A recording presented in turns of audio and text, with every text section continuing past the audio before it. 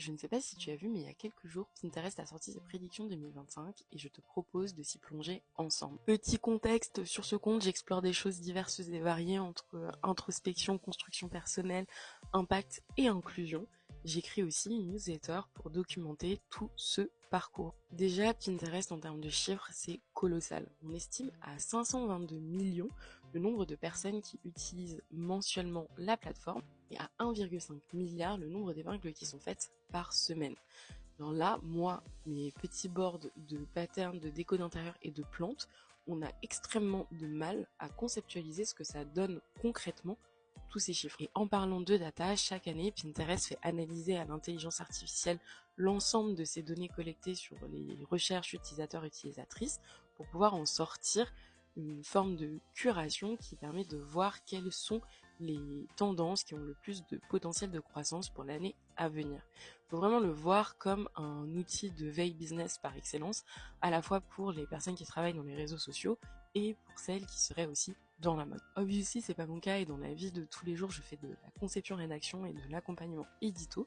Mais ce qui m'a intéressée lorsque je me suis plongée dans ce rapport Pinterest, c'était de voir quels pouvaient être potentiellement les signaux faibles sociaux et culturels qui ressortaient de ces recherches. Et j'en ai identifié 3. Le premier truc qui m'a marqué, c'est la mise en avant de la division ultra-genrée des rôles dans la société.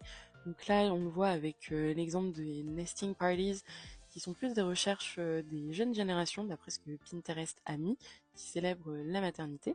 Il y a aussi la Trend Goddess Complex qui pour moi va dans cette même vibe. Ça me fait un peu penser à ce côté ultra essentialisant de l'énergie masculine, féminine, tout ça. Le deuxième, c'est un peu une continuité, c'est tout ce qui va toucher au c'était mieux avant avec le Rococo Revival, tout ce qui va aussi être Castlecore, où on sent qu'il y a vraiment un côté un peu conservateur dans la manière dont on aborde les choses. Et je trouve que ça se reflète bien aussi dans les différentes politiques sociales et économiques qu'on voit de manière générale. Et les deux combinés ensemble, ça me fait encore plus penser au côté un peu crowdwise et comme je disais, division des rôles ultra genrés dans la société. Faute d'inspi, j'ai nommé la dernière catégorie escapism puisqu'on voit qu'il y a beaucoup de choses qui vont être inspirées des créatures fictives, des chimères, là des univers très colorés où on sent qu'il y a un besoin d'échapper de notre réalité. Il y a même une tendance qui s'appelle primary play pour faire référence au fait de réenchanter son quotidien, de sortir de ses responsabilités d'adulte.